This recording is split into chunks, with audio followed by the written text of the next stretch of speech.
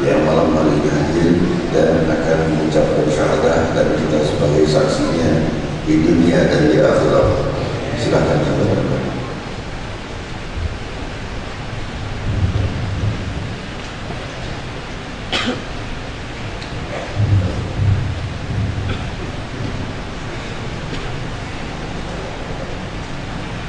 Saudara yang sudah siap untuk masuk Islam, ya, ikuti ucapan saya.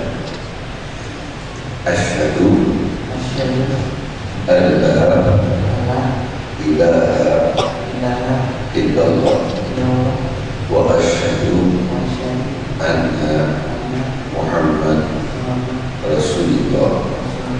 Aku bersumpah tiada Tuhan selain Allah, dan aku bersumpah Nabi Muhammad utusan Allah. Alhamdulillah, saudaraku, ya, kami muliakan, kami telah menerima saudara sebagai saudara kami, saudara seiman kami dunia dan akhirat, maka terimalah kami sebagai saudara dunia dan akhirat. Nama yang saya sarankan untuk saudara kita yang baru adalah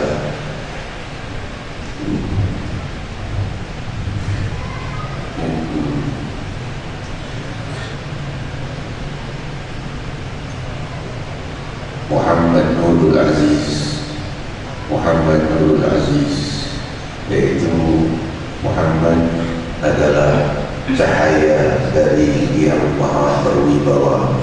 Semoga Allah SWT melimpahkan rahmat dan kebahagiaan kepada beliau dunia dan akhirat, dan dijauhkan dari fitnah, dan dipermudah segala permasalahannya, dan diperkuat imannya detik demi detik, hari demi hari. Selamat saudara Muhammad Nurul Aziz. Terima kasih.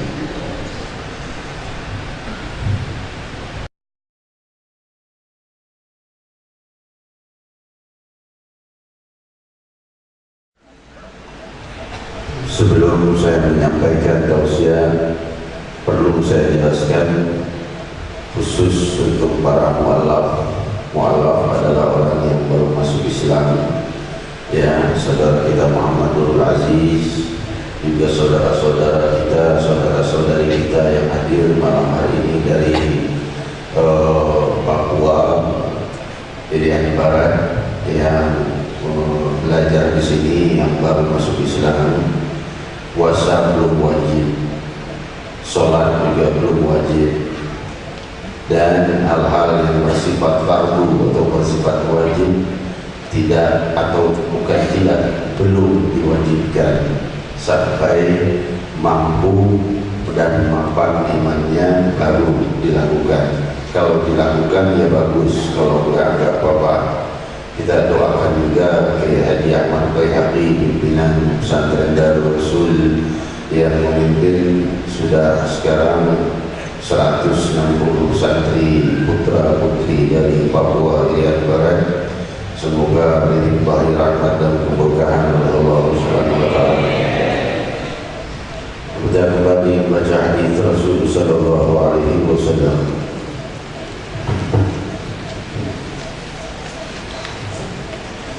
Qala Rasulullah sallallahu alaihi wasallam, man ra'a min amirihi syai'an fakarihahu falyasbir fa innahu laisa ahadun yufariqul jama'ata shibran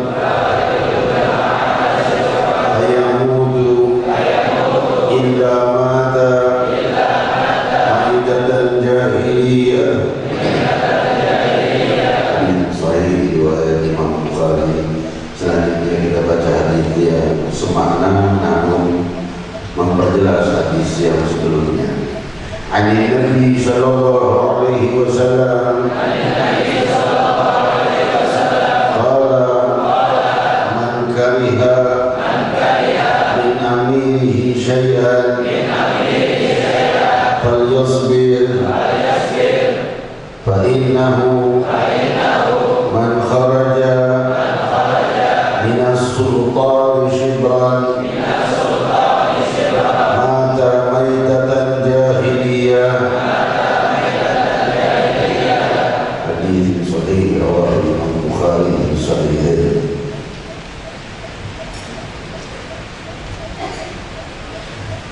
Hamdan li rabbil khasana bi Muhammadin wa anqadhana min dhulmatil jahli wad dayajin. Alhamdulillahi alladhi hadana bi'abdihi al-mukhtar man da'ana ilayhi bil idni wa qad nadana labbaika ya man dallana wa hadana. Sallallahu wasallam wa baraka alaihi wa ala alihi. Alhamdulillah alladhi jama'ana fi hadhihi al-munasabah wa fi hadhihi al-jalsati al-'azimati al-karimah wa fi hadha ash-shahr al-'azim وفي هذه الليلة العظيمة جمعنا الله وإياكم بإمام أهل الرحمة سيدنا محمد صلى الله عليه وسلم يقظة ومناما ظاهرا وباطنا dunia wal akhirah.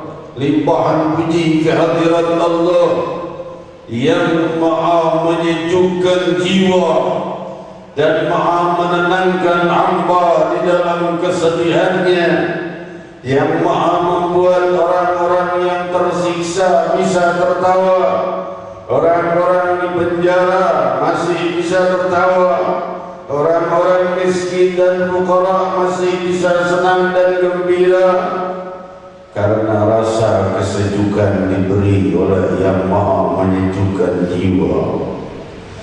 Sang maha penyejuk jiwa memberikan kepada yang dikehendakinya untuk tenang hati mereka dan gembira hati mereka, damai hati kita, atau sebaliknya.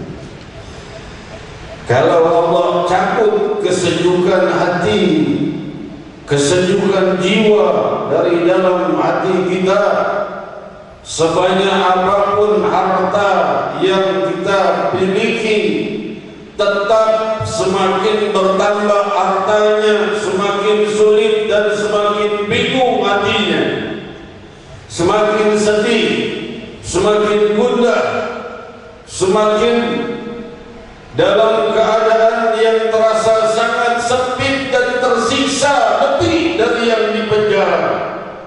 Hadirin hadirat yang dimuliakan Allah, sumber dari ini semua adalah Allah, dan semoga Sang Maha Penyejuk jiwa dari zaman ke zaman menyejukkan jiwa kita di hari-hari usia kita yang singkat dan masih tersisa entah berapa hari lagi kehidupan kita ini, dipanjangkan usia kita dalam rahmat dan afiat dan ketenangan jiwa.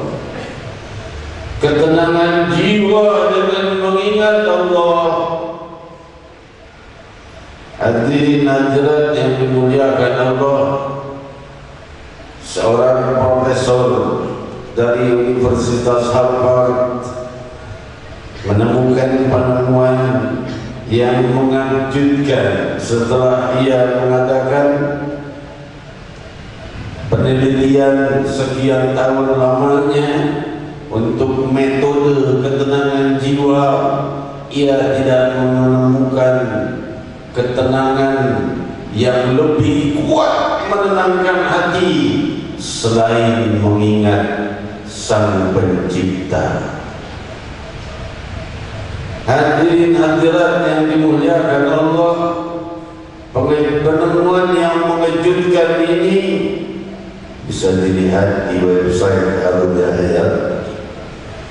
Penemuan yang mengejutkan ini semakin memperkuat iman kita, karena hal ini bukan hal yang baru bagi orang-orang Islam.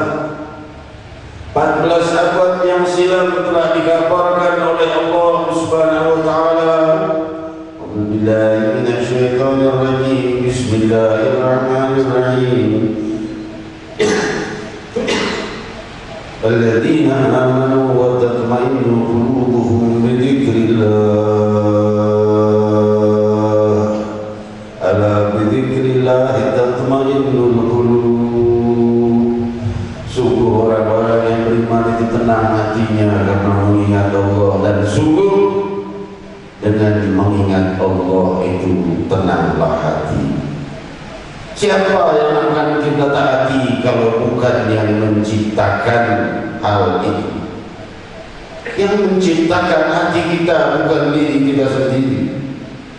Yang menciptakan sanubari kita Allah, dan Sang Maha Penciptanya menjelaskan bahwa ketenangan itu datang dari mengingat Allah. Dan semulia-mulia ucapan yang paling agung adalah La ilaha illallah bersaksian dan sumpah tiada Tuhan selain Allah. La ilaha illallah. Oleh sebab itu Imam Ibn Hajar Al-Asqalani di dalam Fathul Bari Syarah Sahih Bukhari menjelaskan dengan tegas, karena besarnya manfaat kalimat ini bukan hanya diucapkan dengan lisan, tapi jika didalami dengan keimanan, maka oleh sebab itu yustahab takriruh, dilayakkan bagi kita untuk mengulang-ulangnya, untuk mengulang-ulangnya dan memikirkan samudera kedalamannya. Samudera kedalamannya la ilaha illallah itu ada awalnya, tidak ada akhirnya. Awalnya adalah syahadat la ilaha illallah Muhammad Rasulullah. Terus iman kita meningkati tangga-tangga kesejukan Allah, tangga-tangga kesejukan mengingat Allah, hingga berjatuhan kehidupannya yang di dalam hatinya keinginan yang hina berjatuhan, keinginan mulia berdatangan tumbuh dari cahaya nama Allah di dalam jiwa.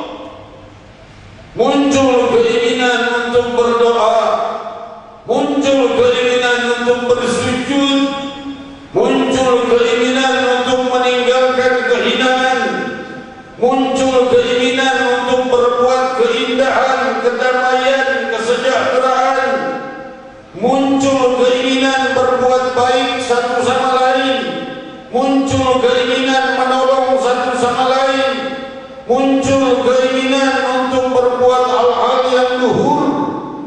Kesucian itu terbit dari ketenangan jiwa yang berawal dari la ilaha illallah. Tangga-tangga keluhurannya layaknya kita terus menitinya, tangga demi tangga semakin tinggi dan semakin tinggi dan semakin tinggi daripada kemuliaan la ilaha illallah ini. Hadirin hadirat, pembahasan kita pada malam hari ini di dalam kitab Risalatul Jami'ah masih di dalam syahadat la ilaha illallah wa anna Muhammad Rasulullah.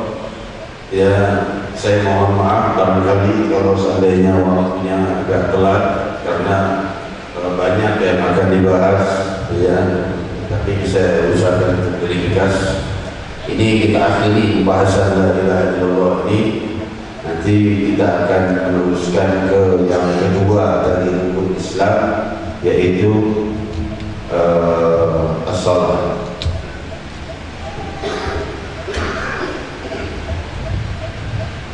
Hadis yang kita bahas ini terikat erat dengan wafat dalam puncak kemuliaan la ilaha illallah atau wafat dalam kehinaan su'ul khatimah. Sabda Rasul sallallahu alaihi wasallam, "Man ra'a min amilihi syai'an fakarihahu falyasbir. Fa innahu laysa ahadun yufariqul jama'ah shibran fayamut illa mata maitatan jahiliyah."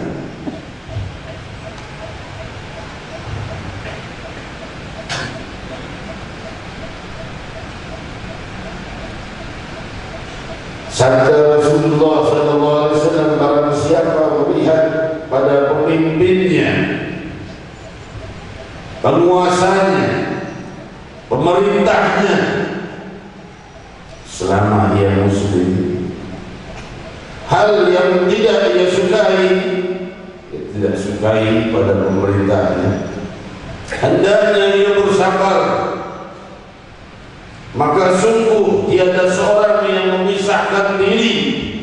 dari kelompok muslimin sejengkal saja, lalu ia wafat dengan hati membangkang dari jamaah kumpulan muslimin, memisahkan diri, sehingga mereka memilih untuk berpuasa di hari malam ini, malam sudah tarawih, besok mau mulai puasa, memisahkan diri dari kelompok besar jamaah.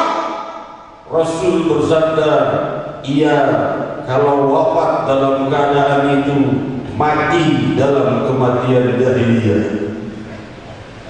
Bukan Munzir yang bicara, Sayyidina Muhammad.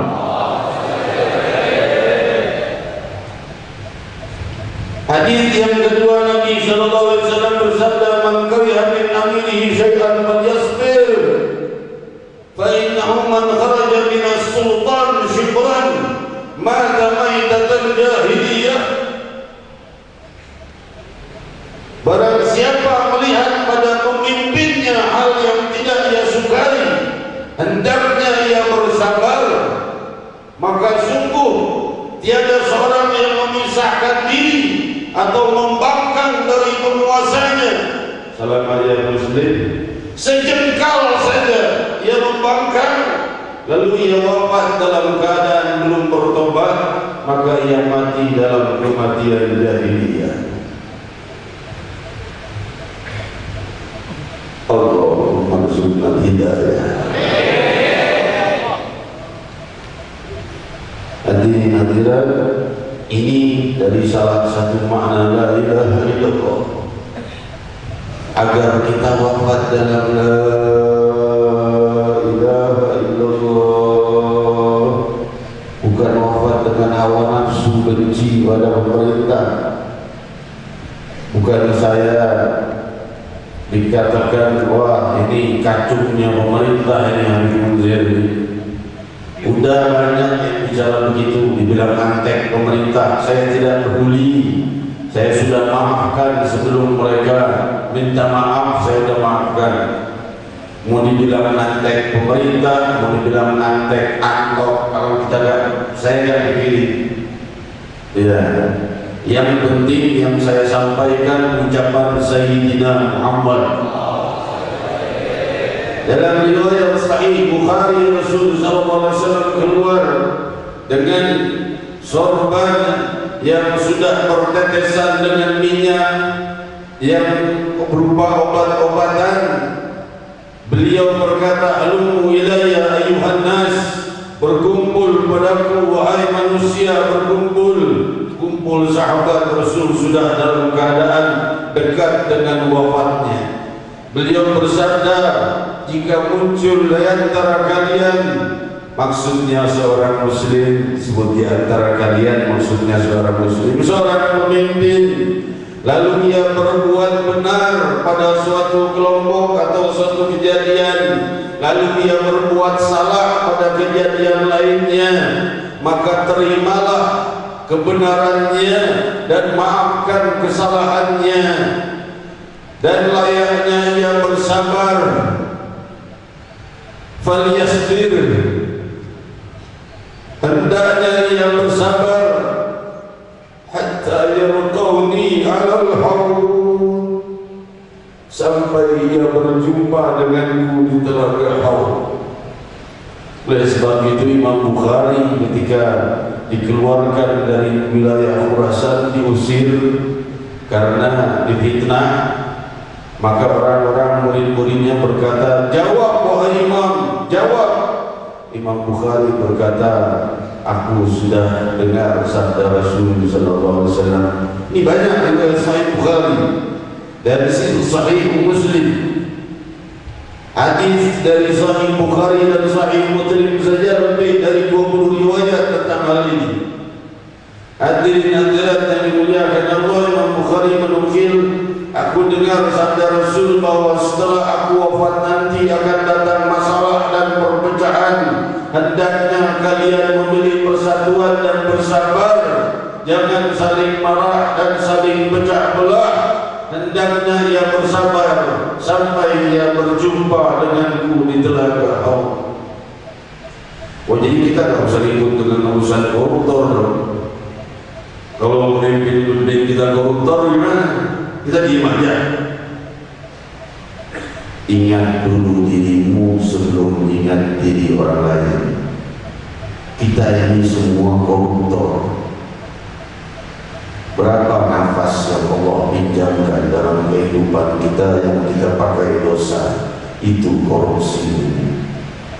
Maaf, itu korupsi kita. Saya, aku dan engkau koruptor di hadapan Allah. Tapi pengampunan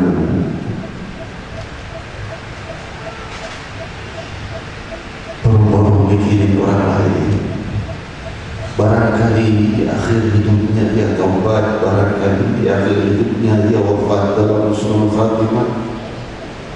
Kenapa kita harus peduli dengan aib orang lain sedangkan aib kita sendiri belum kita benahi?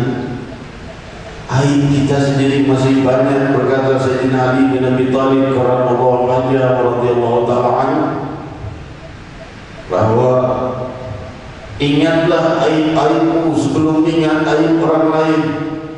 Barangkali engkau lebih banyak atau lebih pernah berbuat aib yang lebih besar dari itu. Kalau belum pernah, mungkin aib orang itu sudah dimaafkan Allah, tapi Allah belum memaafkan aibmu. Gimana kalau Allah maafkan orang itu dan tidak memaafkan kita? Maunya kita doakan kita, lalu gimana? Kita berpangku tangan, kan ada pihak yang berwajib. Mereka tanggung jawab di hadapan Allah Subhanahu wa taala. Hadirin hadirat yang dimuliakan Allah, para pejabat, para pemimpin yang koruptor itu bertanggung jawab di hadapan Allah nanti dalam sidang akbar, dan saksinya adalah Sayyidina Muhammad.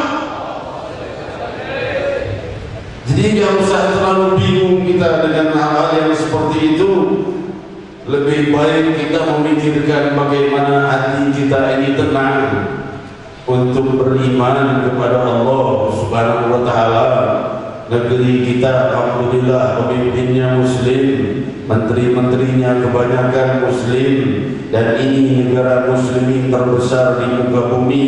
Maka oleh sebab itu saya menghimbau ormas-ormas Islam yang memahami atau disampaikan kepada mereka tentang hal ini bahwa hati-hati, mati su'ul khatimah mengancam kita.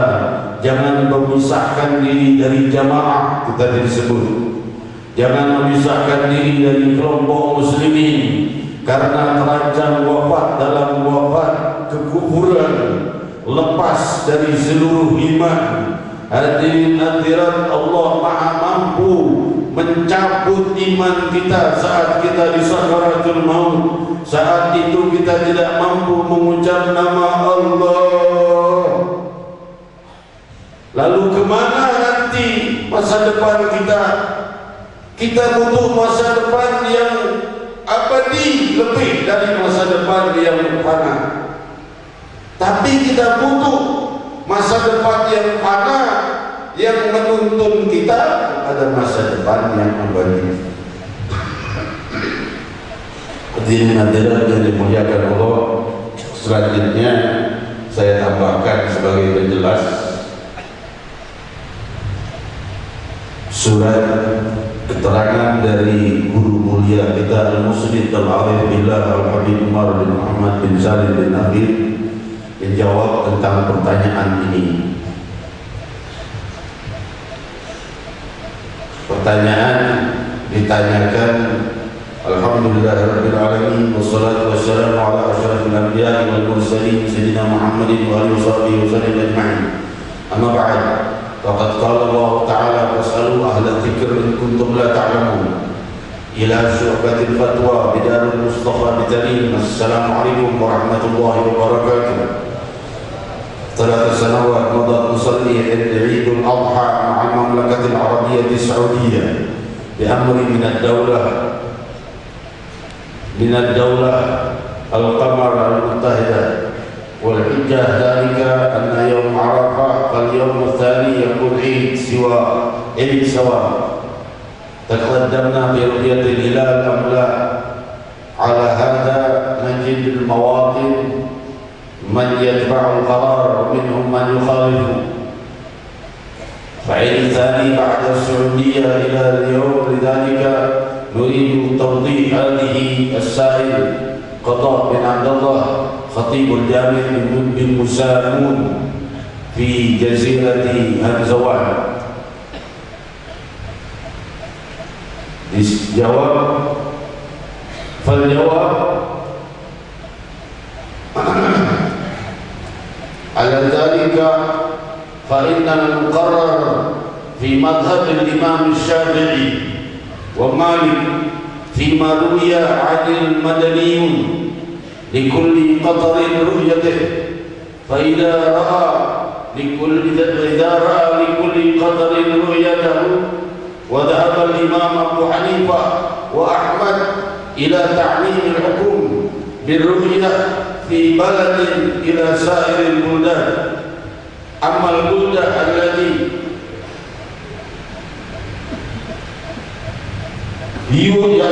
يرى فيها الهلال ويثبت عند الحاكم فيترتب على ثبوته آثاره على أهلها قطعا بلا خلاف، ولا خرج في الأخذ بأي المذهبيين. لكن يجب التنبه أنه في بعض البلاد تقبل شهادة بالرؤية في حالة استحالة رؤية الهلال. يقول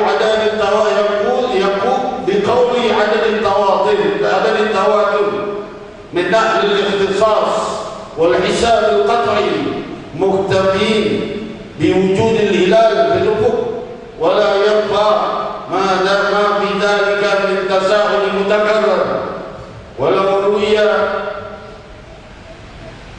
رؤي في ثبوت الرؤية إمكانية رؤية الهلال عند أهل الحساب لكان في الأمر سعة، لأنه أضبط وأقرب إلى الحقيقة والواقع، والله أعلم. صادر عن شعبة الفتاوى بنال المصطفى Karim Hadarmo. Dijelaskan di sini secara ringkas bahwa orang ini bertanya bagaimana keputusan salat Idul Adha dan juga jawaban tentang Ramadan. Ini ada di sini, maaf. Kalau saya baca semua ini akhirnya sampai besok di sini. Ya. Ini pertanyaan tentang Ramadan dan ini sama jawabannya. Jadi yang ini yang berbeda. Lalu di-emailkan tadi, ya. Jadi jawabannya adalah secara ringkas bahwa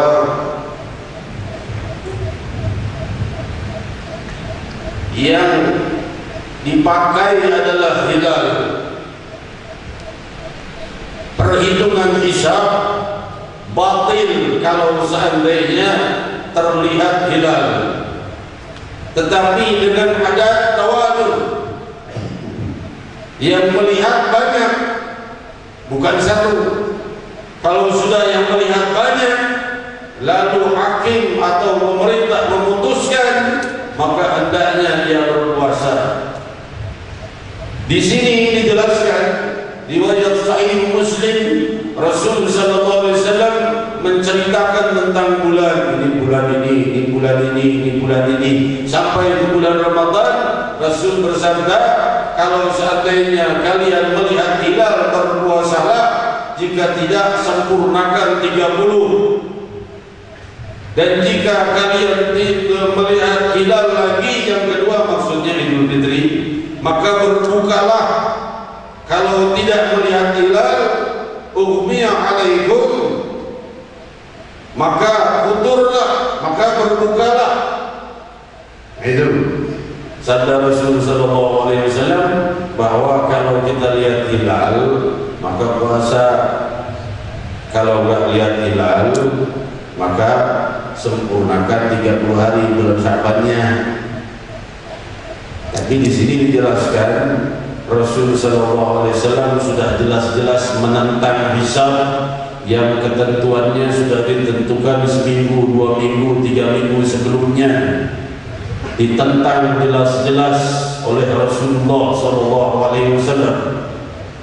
Keputusan hisab itu kalau sudah hilal tidak terlihat, ya sudah sempurnakan 30. Itu riwayat Sahih Muslim. Di sini dijelaskan bahwa di dalam mazhab Syafi'i dan mazhab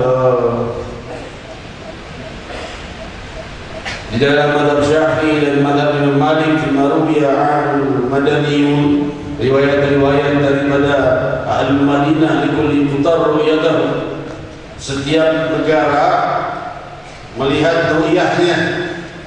Itu mazhab Imam Malik dan mazhab Imam Syafi'i. Fa idza ru'ya hilal fi balad wa thabat 'inda al-hakim luzumu ahlul bilad as-sawm. Kalau sudah penduduk melihat hilal, maka ditentukan oleh hakim layak untuk berpuasa. Kalau tidak, maka sempurnakan 30. Omidul dzalika syahrul li kulli qutar ru'yatahu. Fa idza omidul dzalika syahrul Dzulhijjah wa baqiyatul ashhur. Begitu juga semua bulan yang lain, mau Idul Fitri, mau Idul Adha, mau apa, Idul Fitri, Idul Adha, Ramadan, semuanya ditentukan dengan hilal. Kalau tidak dilihat hilal, maka sempurnakan 30. Wa dhahaba Imam Abu Hanifah wa Ahmad, Imam Hanafi dan Imam Ahmad bin Hanbal, Imam Hanbali, ila ta'limil hukum bil ru'ya fi baladin ila sa'iril buldan. Kalau sudah satu negara melihat, seluruh negara boleh ikut. Kalau sudah satu negara melihat, tapinya di sini. Wala haraj bil aqd bi ayyi madhhabiyyin, lakin yajib at-tanabbuh annahu fi ba'd al-bilad taqbalu shahada bil ru'ya fi halati istihalati ru'yat al-hilal biqawli adad at-tawatur. Harus mutawatir, jumlahnya harus banyak. Gak boleh satu orang. Kalau satu orang tertolak oleh seluruh mazhab, tidak ada satu mazhab pun yang membenarkan hilal untuk seluruh muslimin hanya dilihat oleh satu orang. Cuma satu orang yang melihat, dia sendiri yang puasa karena dia yang melihat. Orang lain tidak boleh ikutin. Hadirin hadirat yang dimuliakan Allah, ini mesti kita pahami. Saya tidak takut berbicara ini, dan saya juga takut berbicara ini. Saya tidak takut berbicara ini karena ini hak, walaupun ormas-ormas lain tidak menyukai. Semua yang berpuasa keluar dari keputusan sabda Nabi SAW dan seluruh madhab, puasanya batil. Hadirin hadirat, maaf ini saya bicara tegas karena ini perlu ketegasan. Dari tahun ke tahun nggak tegas, malah mereka yang makin tegas. Kita juga harus tegas. Sampaikan saudaramu, keluargamu, jangan ada yang puasa besok. Dan ini telah dijawab oleh guru mulia kita Al-Musnid Al-Arif Billah Al-Habib Umar bin Abdin, dan juga Dewan Fatwa di Tarim Hadramaut, Yaman. Ya udah, kalau seandainya nurutin ulama Yaman, ngiblat aja ke Yaman. Orang Saudi puasanya besok kok kita disuruh ngiblat ke Yaman. Ente juga sholatnya 20 rakaat dong, jangan 13. Ayo, nanti jangan tegak. Ya, kita ini bicara santai penjelasan, tapi kalau penjelasan perlu ketegasan. Ya,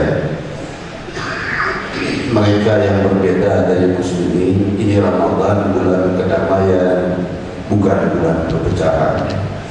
Rasul tidak suka perpecahan, maka layak bagi kita untuk bersatu rakyat dengan rakyat, bersatu ormas dengan ormas, bersatu rakyat dengan pemerintah.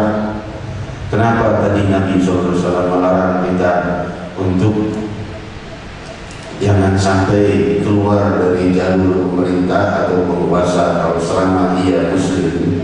Kenapa? Karena kalau penguasa muslim ini digerecoki kasarnya atau diganggu, maka dia akan menghukum rakyatnya, maka bergerak bertarunglah dan berbenturanlah antara pemimpin dengan rakyat, tiga musuh, Islam ketawa, Islam hancur sendiri antara pemerintahnya dengan masyarakatnya. Maunya Rasul bersatu, nanti si penguasa bersalah berhadapan dengan sedang akbar yaumul qiyamah. Itu yang diinginkan Sayyidina Muhammad, itu strategi Sayyidina Muhammad sallallahu alaihi wasallam wa baraka alaihi wa ala alihi. Hadirin hadirat yang dimuliakan Allah, inilah yang saya sampaikan. Jadi bagi jamaah, tadi saya bilang saya tidak takut untuk mengucapkan ini, dan saya ucapkan juga saya takut mengucapkan ini. Bukan takut mengucapkan ini, takut akan hal ini. Kenapa? Takut saudara-saudara kita yang tidak tahu wafat dalam subuh khatimah. Ini memancing air mata Sayyidina Muhammad. Oleh sebab itu saya menyampaikan ini, agar saudara-saudari kita jangan terjebak ke dalam kesalahan, kesalahpahaman, keluar dari jalannya Rasulullah sallallahu alaihi wasallam. Itu saja. Kalau perbedaan, kita sama-sama muslim, berbeda pendapat jangan jadi permusuhan, bukan permusuhan. Kita ingin pembenahan, kita ingin benahi iman kita, kita ingin benahi puasa kita. Mana puasa yang sah? Besok puasa Ramadan tidak sah, besok malam baru tarawih. Pengesahannya sudah tadi diumumkan oleh Menteri Agama, Sultan kita, penguasa kita, dan padu di hadis 2 tadi, hadis 2 yang saya ucapkan, dan jamaatul muslimin, masyarakat muslimin mayoritas mengikuti yaitu puasanya hari Rabu ya.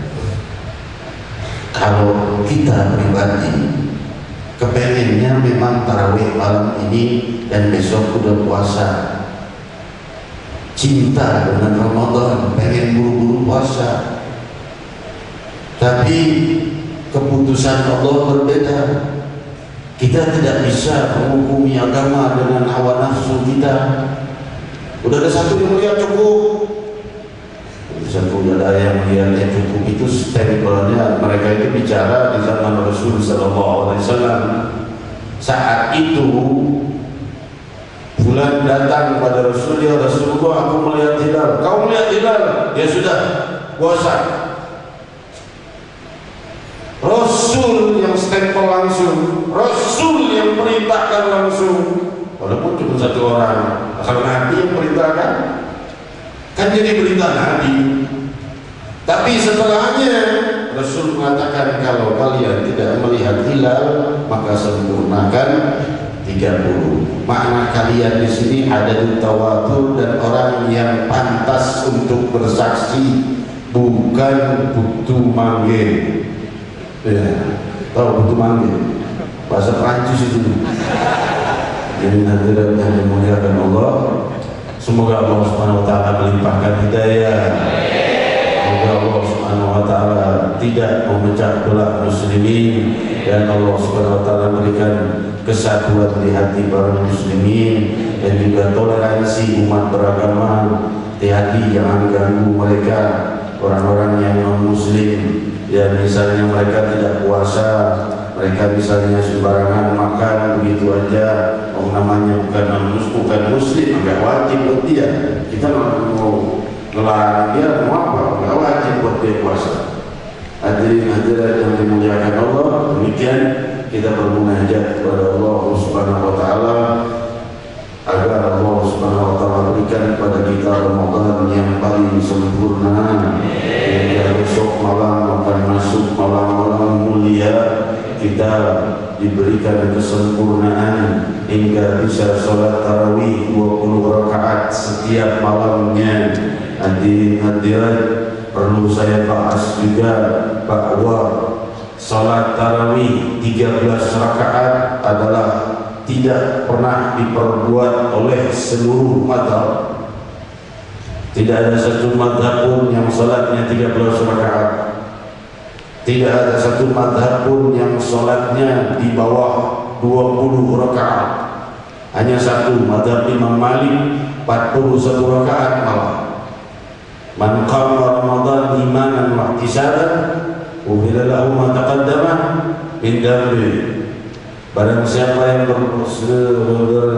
melakukan salat malam, salat sunnah malam di malam-malam Ramadan, Allah ampuni dosa-dosanya yang terdahulu. Disuruh banyak-banyakin malah kurang-kurang. Ini mazhab mana yang melakukan di Masjidil Haram 20 rakaat? Ayo. Jadi nadirat dan dimuliakan Allah. Nah, ini bagian ini diikutin di sana. Kenapa? Sebentar. Sebelum doa. Yang terakhir ini saya sampaikan. Ya. Kita ini jangan mau dipecah belah. Itu satu. Bagiannya Islam ini kalau sudah mulai banyak ikhtilaf, hancur. Banyak perbedaan pendapat, pecah belah. Tapi kalau banyak yang mengalah, maka Islam meluas. Al-Imam Ali bin Abi Thalib karramallahu wajhahu wa radhiyallahu ta'ala anhu riwayat Sahih Bukhari menjelaskan ketika, nah ini maaf ya orang-orang yang demo, maaf ya, jangan marah. Ini kan majelis Rasulullah SAW, masing-masing punya dalil. Orang-orang yang demo punya dalil, yang tidak demo punya dalil. Kita kan enggak demo dengan kekerasan. Yang sejarahnya demo itu dari mana? Sejarahnya demo itu adalah orang yang mendemo Sayyidina Ali bin Abi Thalib karramallahu wajhahu. Itu awal mulanya demo. Di demo Sayyidina Ali oleh Khawarij sampai Sayyidina Ali berkata, "Faqdi ma antum qad fa inni akrahul ikhtilaf." Silahkan sudah putuskan apa yang kalian mau putuskan. Aku benci perbedaan pendapat. Kalau seandainya ini akrahul ikhtilaf, aku benci perpecahan. Kalau seandainya yang kuinginkan adalah persatuan, kalau seandainya tidak, maka aku memilih untuk wafat saja menyusul sahabat-sahabatku, yaitu khalifah-khalifah sebelumnya dan Rasulullah SAW. Sayyidina Ali bin Abi Thalib karramallahu wajhahu itu awal mulanya, asal mulanya sejarah demo. Yang pertama kali di demo Sayyidina Ali. Jangan ikutin orang yang mendemo Sayyidina Ali terus. Ajarannya diikuti. Na'udzubillah. Hadirin hadirat yang dimuliakan Allah. Setelah itu Sayyidina Hasan bin Ali bin Abi Thalib radhiyallahu anhu wa karramallahu wajhahu diserahkan khalifah ketika Sayyidina Ali dibunuh. Sayyidina Hasan menyerahkan khalifah kepada Muawiyah bin Abi Sufyan huknan lid-dima. Beliau menyerahkan kekuasaan kekhalifahan kepada Muawiyah agar tidak terjadi perpecahan muslimin. Ngalah Sayyidina Hasan, serahkan aja kepemimpinan, serahkan aja, ngalah aja, jangan pecah belah muslimin. Huknan lid-dima, yaitu menjaga pertumpahan darah, hanya perebutan kekuasaan. Lalu setelah itu Sayyidina Husain nggak tahu apa-apa, tiba-tiba diundang untuk datang, maka ia pun datang sampai pada Karbala, disampaikan kabar kepada Yazid bin Muawiyah bahwa Sayyidina Husain datang perang merebut kepemimpinan. Dusta.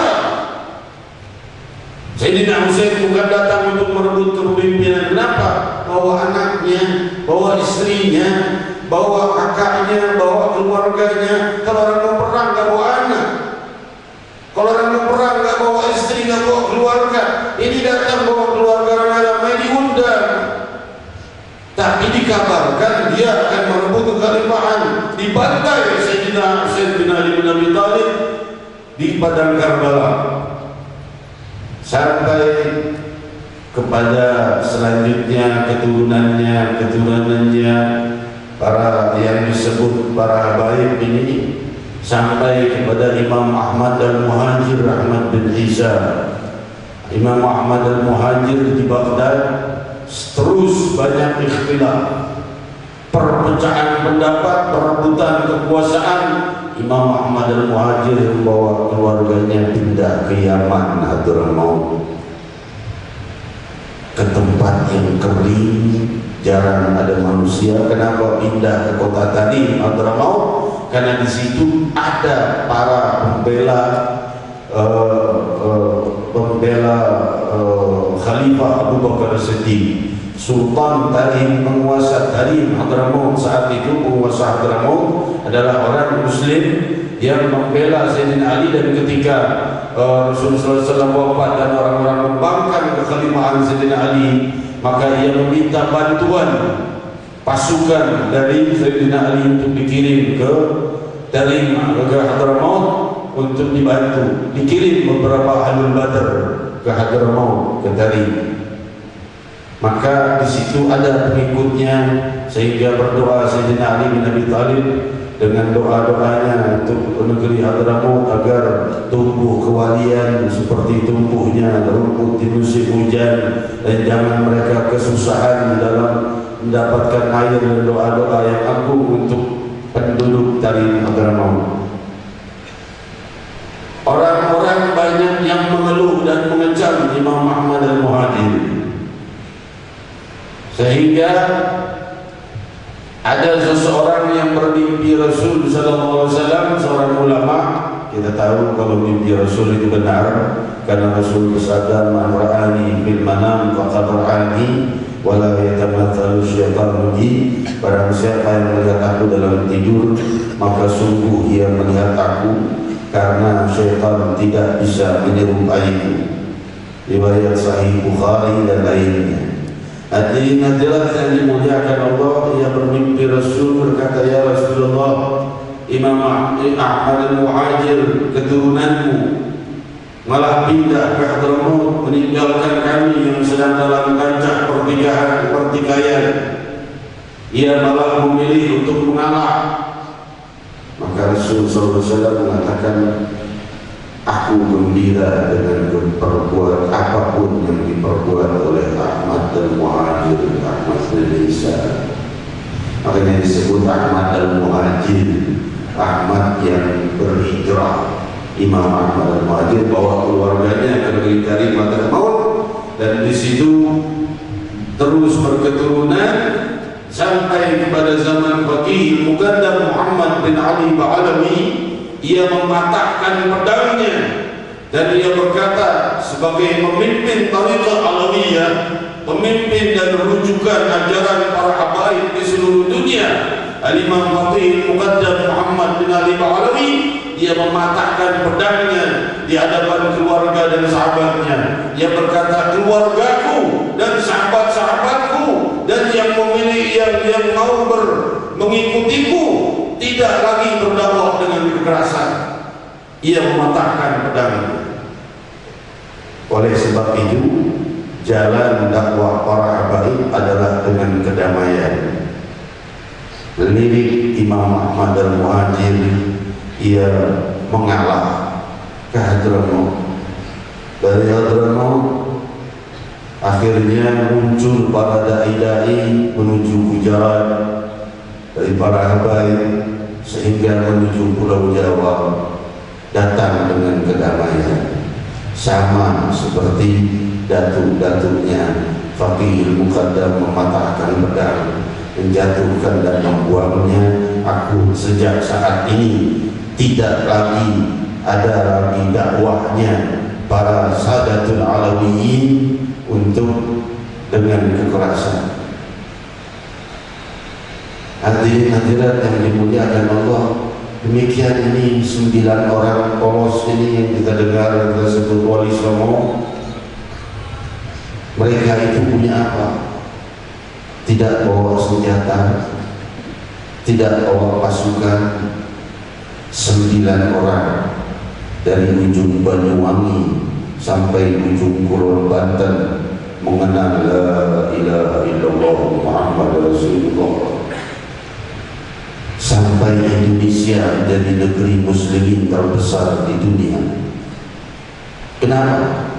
Karena kedamaian disebarkan dengan damai, disebarkan dengan kedamaian, ketenangan. Memang Islam itu agama yang damai. Memang Nabi SAW orang yang paling damai. Nabi SAW orang yang paling lemah lembut dari semua makhluknya Allah. Bahkan lebih lembut dari malaikat.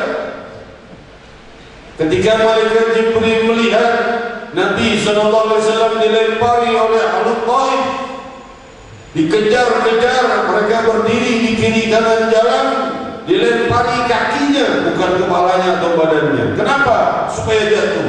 Jatuh, didirikan lagi. Diri kamu, jalan. Diri kamu, jalan lagi. Terus begitu. Jatuh lagi, didirikan lagi. Diri kamu, jalan lagi. Sampai gitu keadaan. Keluar dari Taif, anak-anak kecil suruh kejar. Lempar itu, orang bilang. Dikejar-kejar lagi.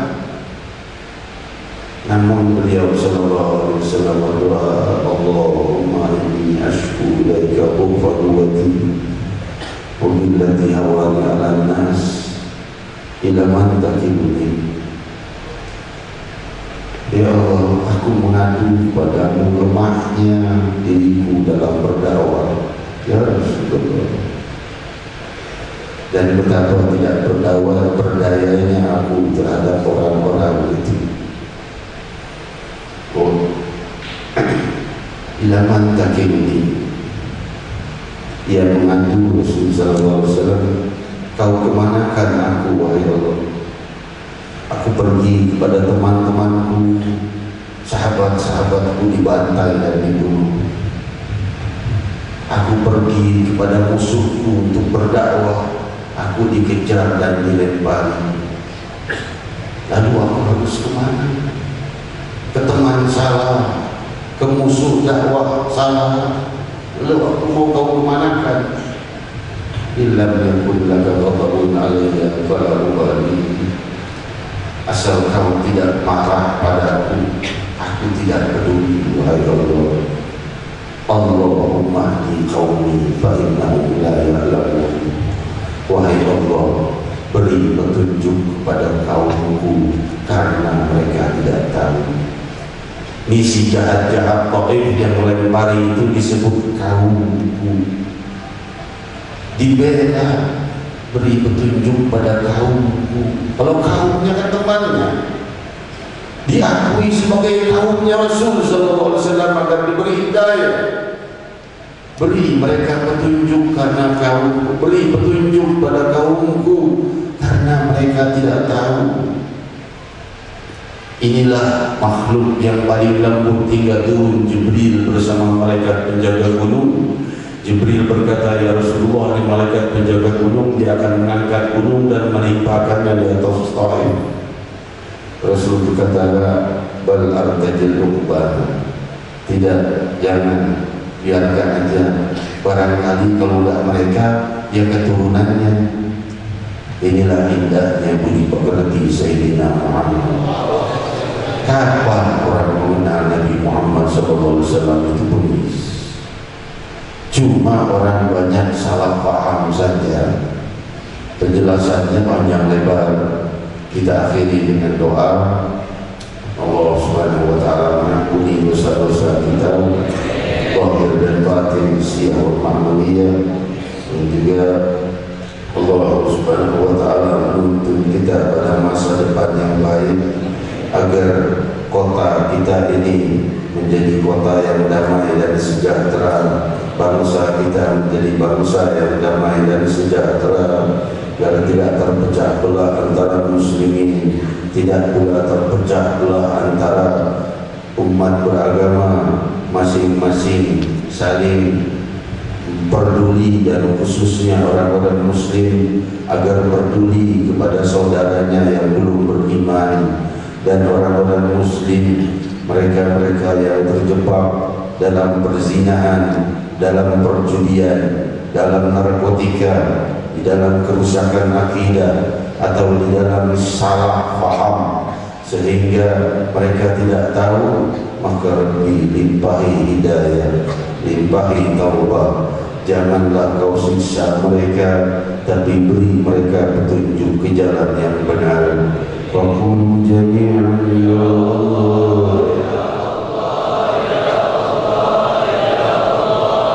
ya Allah, ya Allah, ya Allah, ya Allah, ya Allah.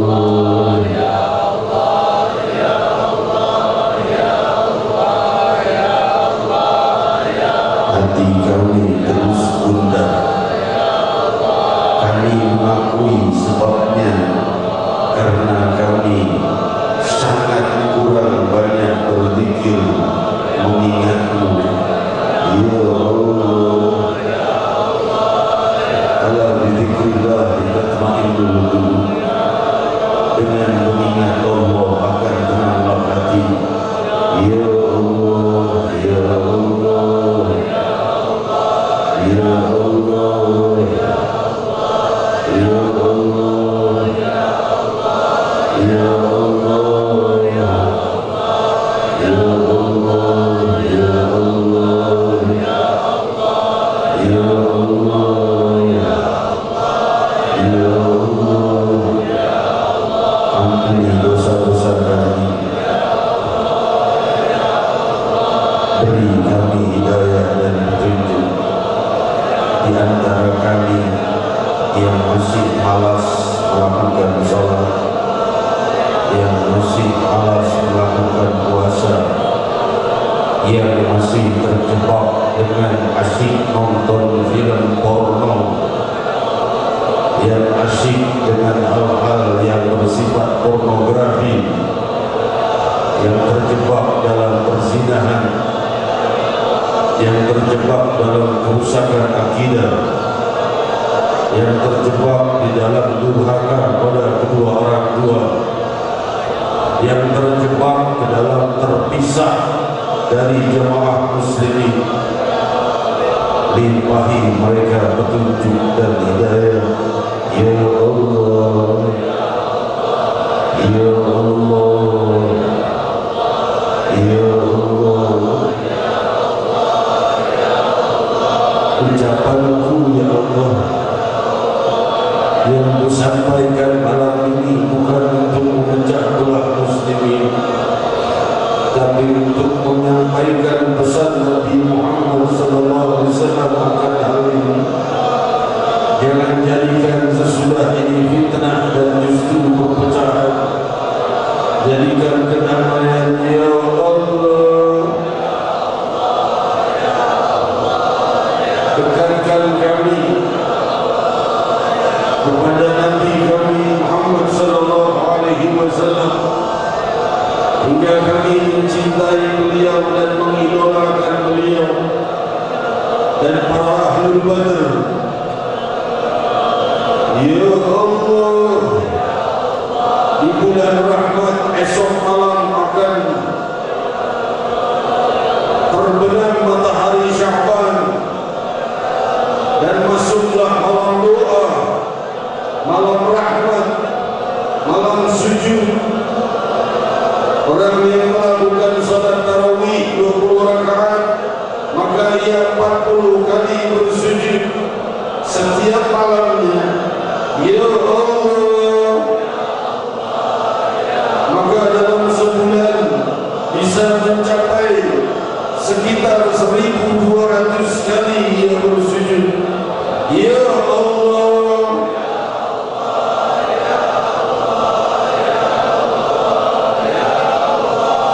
Rabbi, kami lebih banyak mengingat selain-Mu, lebih banyak menyebut selain-Mu. Di mana tempat kami Rabbi?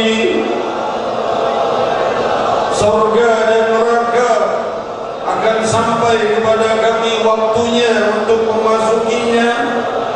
Kemana tempat kami ya Allah? Tidak ada tempat yang lain selain surga dan neraka. Melihat amal-amal ibadah kami,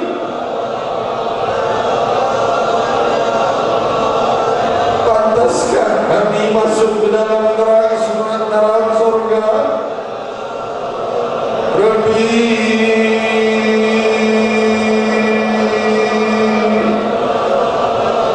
sangka buruk, fitnah, adu domba, kesombongan, kejahatan, kehinaan, dan semua hal-hal yang bersifat dosa yang tidak Kau sukai.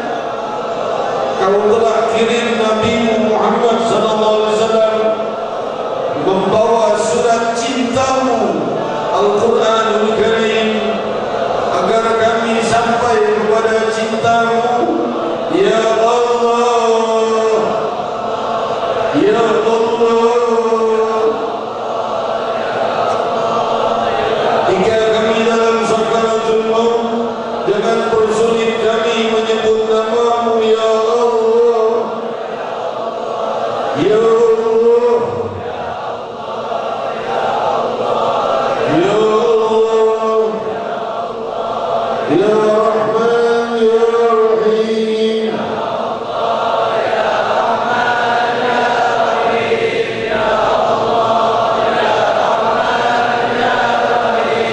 Ya Allah, Ya Rahman, Ya Rahim. La ilaha illallah.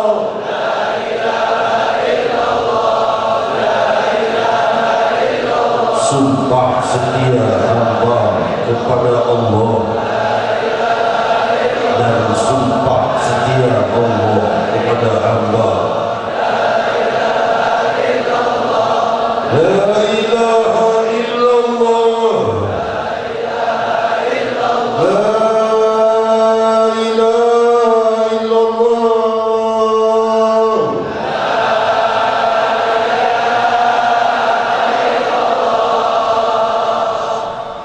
Muhammadur Rasulullah sallallahu alaihi wasallam, kalimatul haqq lana ya wa lana mutul lana batil insyaallah taala bil amin. Hadirin hadirat yang dimuliakan Allah, kita ucapkan selamat datang juga dari jumpa saya sebut guru kita Fadilatul Sayyid Ad-Da'i Allah Al-Habib Hamid Barakwan Mata'an Allah bih, yang ayah andanya belum lama kita sholat kebaikan di sini wafat. Semoga dilimpahi rahmat dan keberkahan Allah Subhanahu wa taala. Habib Hamid Barakwan ini bisa hadir, ini teman sekolah saya waktu di Hadramaut di Itali. Tapi enggak puasa besok dulu ya. Nanti dan Cakung. Jadi hadirat yang dimuliakan Allah.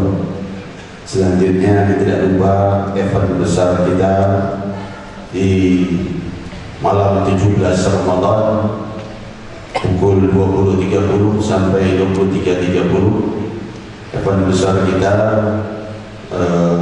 malam nuzulul Quran dan haul ahlul badr dan peringatan Fatah Makkah dengan doa ya Allah 1000 kali di Monas. Semoga acara kita sukses. Jadi jatuhnya tanggal berapa tuh? 24 Juli 25 Juli malam 17 Ramadan di Monas. Dengan hadirat yang dimuliakan Allah, acara Isra Mi'raj yang lalu dilaporkan jumlah jemaah di atas 1 juta muslimin muslimat, karena Monas sudah tidak mencukupi jemaah, sudah sampai ke Balai Gubernur dan melebihi. Hadirin hadirat yang dimuliakan Allah, semoga nanti haul ahlul badr dengan semangat ahlul badr lebih banyak lagi muslimin muslimat yang hadir di malam doa, di malam munajat, di malam yang luhur. Selanjutnya kita bersalam kepada Rasul sallallahu alaihi wasallam, lalu kalimat tauhid dan salat gaib untuk yang wafat. Nanti ada salat gaib untuk yang wafat. Hadirin hadirat yang dimuliakan Allah, kita bersalam kepada Rasul sallallahu alaihi wasallam. Ya Rasulullah,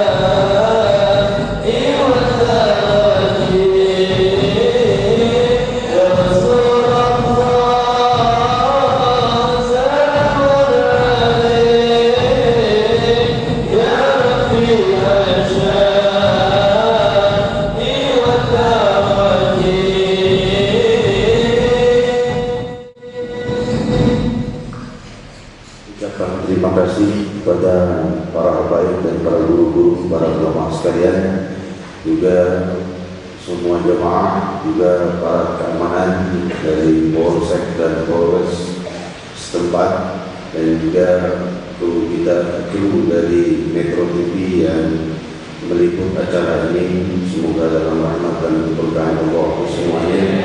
para pewakaf masjid yang masih hidup, semoga dilimpahi rahmat dan keberkahan, yang telah wafat dimuliakan di alam barzakh, dan keluarga dan sahabat kita. Hadirin selanjutnya kita lakukan salat bait dipimpin oleh Habib Ruh bin Muhammad Bagir Abbas. Setelah itu kalimat takbir dan doa oleh beliau. Tafadhal masyhur.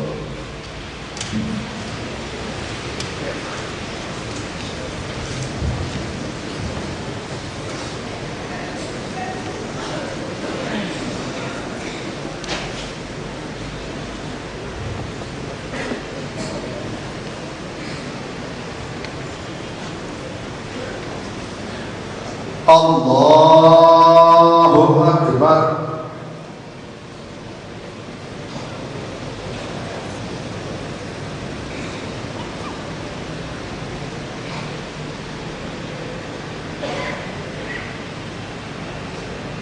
Allahu Akbar.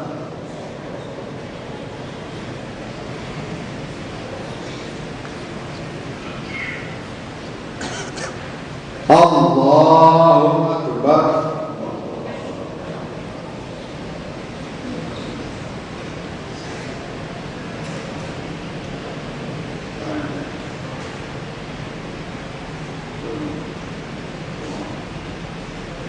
Allahu Akbar.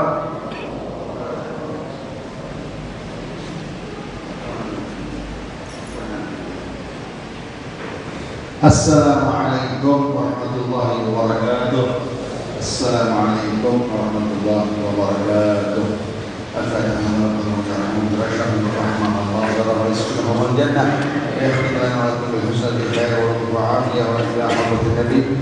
إلى أرواح المرحوم حج أحمد المؤمنين بنته المرزوقي ووصولهم وفروعهم من جماعة أن الله يتغشى على الرحمة والمغفرة أسنى الجنة وإلى حضرة النبي الفاتحة.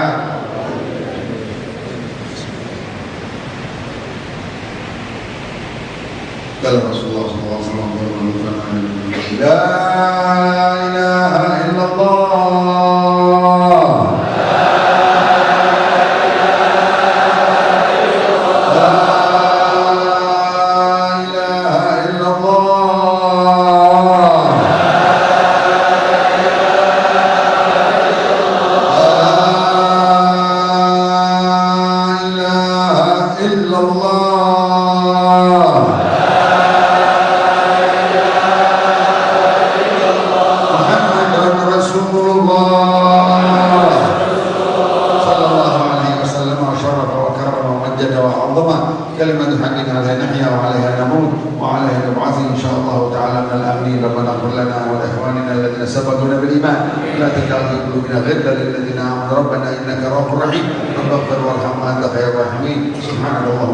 أشهد أن لا إله إلا أنت أستغفرك وأتوب إليك. وصلى الله على سيدنا محمد النبي الأمي وعلى آله وصحبه وسلم والحمد لله رب العالمين.